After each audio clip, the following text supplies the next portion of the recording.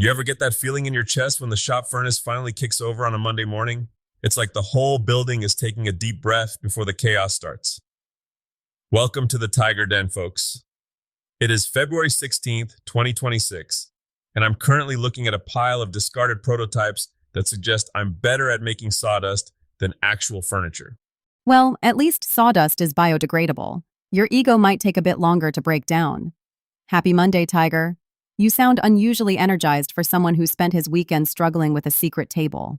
It's the atmosphere, Alex. There's a buzz in the air right now that feels different. I was reading through the new Gardner Business Index this morning while the coffee was brewing, and the metalworking sector is absolutely redlining. We're seeing the strongest numbers in over 3 years. It's like everyone suddenly realized simultaneously that we actually need to physically build things again. It's about time. But strong numbers is a bit abstract for the guy sitting in his garage with a stick welder. Does this mean more work for the small shops? Or is this just big industrial conglomerates moving numbers around? Oh, it's trickling down, no doubt about it. When the big shops get backlogged, the overflow starts looking for hungry makers. And if you're running a small operation, you've got to be looking at the 2026 Top Shop survey. It's basically a peek over the fence at your most successful neighbor's yard.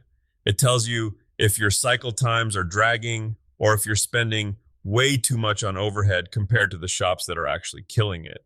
So it's a reality check. It's a bucket of ice water to the face, but a necessary one.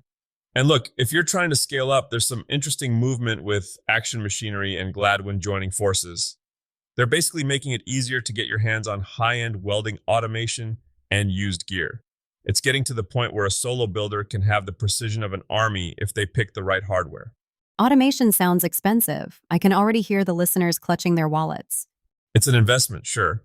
But I remember when I used to spend 4 hours hand filing edges because I thought a proper deburring station was an unnecessary luxury. My knuckles still haven't forgiven me for that period of my life. You know, it's not just the machines getting an upgrade. I was looking at your notes on the complete technician concept. It sounds like the plumbing world is finally admitting that being a wizard with a pipe wrench isn't enough anymore. Exactly. I saw what Lutz Plumbing is doing with their apprentices and it struck a chord. For years, we've treated tradespeople like they're just biological extensions of their toolboxes. But the complete technician is something else. It's technical skill married to, and I know this might sound a bit California to some of you, empathy. Empathy? Tiger, are you going soft on me? Are we going to start hugging the HVAC units? Not quite. But think about it. If a pipe bursts in your basement at 2 a.m., you aren't just looking for someone who knows the difference between PEX and copper. You're looking for someone who realizes your house is currently a lake and your stress levels are through the roof. If you can walk in, stabilize the situation emotionally, and explain the why behind the repair, not just the how, you aren't just a plumber, you're a hero. And heroes get paid way better than mechanics. It's the soft skills equal hard cash mantra. But how do you teach that to someone who just wants to weld or wire a circuit? You change the why.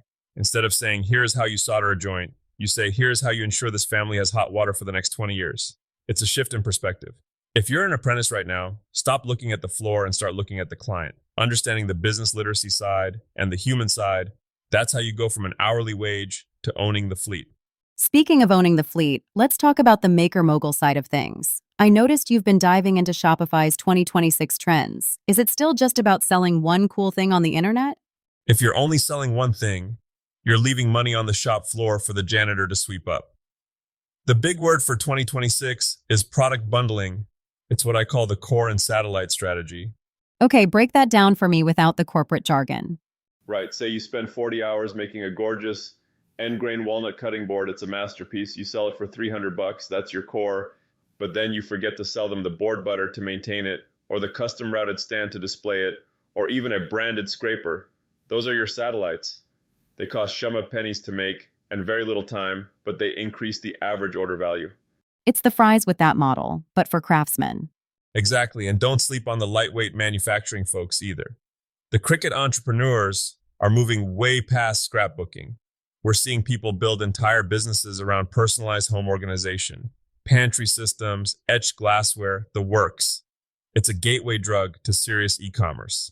You start with a vinyl sticker, and 3 months later, you're looking at warehouse space. It's a beautiful, dangerous slope. Speaking of dangerous slopes, can we talk about this secret mountain table that's been taking over my social feed?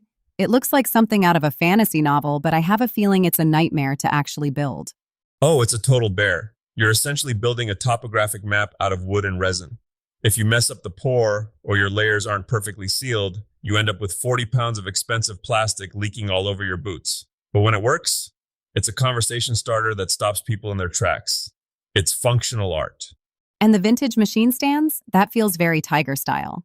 Guilty as charged. I'm tired of these modern stands that shake like a wet dog the second you turn on the motor. We're seeing a real return to heavy-duty cast iron style stands built from substantial timber. It's about making the shop look like it belongs in 1920, but works like it's 2026. You mentioned a 48-hour sprint for these projects. As someone who has seen your weekend projects turn into 6-month sagas, I'm skeptical. How does a mere mortal finish a gallery-quality piece in 2 days? Preparation is the only way you don't end up screaming at a pile of lumber on Sunday night. My rule is, Friday night is for the boring stuff. You sharpen the chisels, you prep your jigs, you sketch the cut list, and you make sure you actually have enough glue. If you're hunting for a tape measure on Saturday morning, you've already lost the battle. The Saturday bulk build is all about muscle and sawdust. Sunday is for the soul, the finishing, the sanding, the detail work. So basically, don't be Tiger. Be the guy who actually plans. Hey, I'm getting better. I only lost my 10mm socket twice this morning. That's a personal record.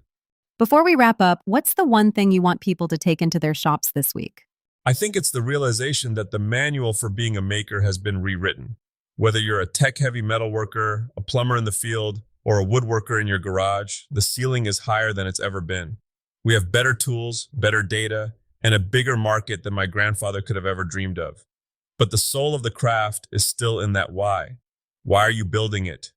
Who are you helping? And maybe, don't forget the board butter. Definitely don't forget the board butter. If you want to dive deeper into those learning paths or check out the project timelines we talked about, head over to the TigerDen site. We've got guides for the trades, the moguls, and the DIYers. Stay sharp, everyone, and try to keep your knuckles away from the sander this week. No promises on my end. Keep building, folks.